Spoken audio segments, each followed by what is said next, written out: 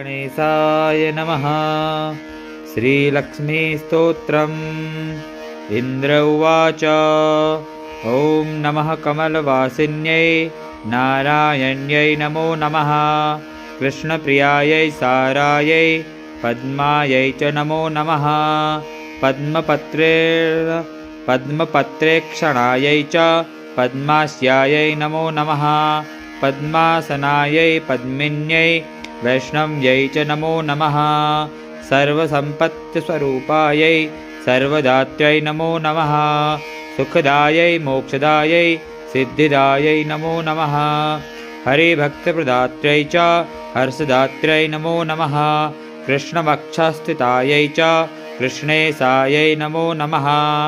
कृष्णशोभास्वरूपायै रत्नपद्मे च शोभने सम्पत्यधिष्ठात्रिदेव्यै महादेव्यै नमो नमः। सस्याधिष्ठात्रिदेव्यै च सस्यायै च नमो नमः। नमो बुद्धिस्वरूपायै बुद्धिदात्र्यै नमो नमः। वैकुण्ठेया महालक्ष्मीर्लक्ष्मीः क्षीरोदसागरे स्वर्गलक्ष्मीरिन्द्रगेहे राजलक्ष्मीर्नृपालये गृहलक्ष्मीश्च गृहीणां गेहे च गृहदेवता सुरभिसा गवां माता दक्षिणा यज्ञकामिनी अदितिर्देवमाता त्वं कमला कमलालये स्वाहा त्वं च हविर्दाने कव्यदाने स्वधा स्मृता त्वं हि विष्णुस्वरूपा च सर्वाधारा वसुन्धरा शुद्धसत्त्वस्वरूपा त्वं नारायणपरायणा क्रोधहिंसावर्जिता च वरदा च शुभानना परमार्थप्रदा त्वं च हरिदास्यप्रदा परा यया विना जगत्सर्वं भस्मीभूतमसारकं जीवन्मृतं च विश्वं च समतुल्यं यया विना सर्वेषां च परा त्वं हि सर्वबान्धवरूपिणी यया विना न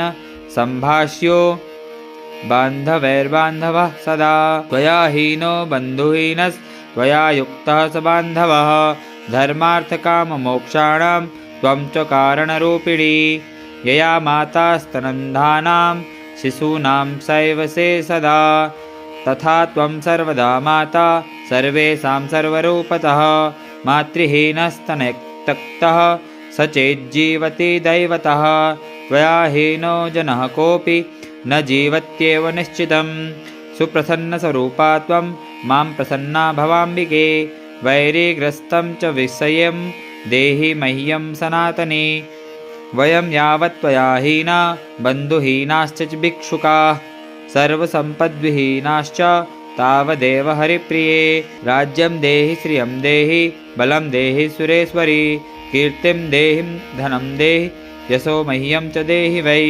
कामं देहि मतिं देहि भोगान् देहि हरिप्रिये ज्ञानं देहि च धर्मं च सर्वसौभाग्यमीप्सितं प्रभावं च प्रतापं च सर्वाधिकारमेव च जयं पराक्रमं युद्धे परमैश्वर्यमेव च। श्रीलक्ष्मीस्तोत्रम्।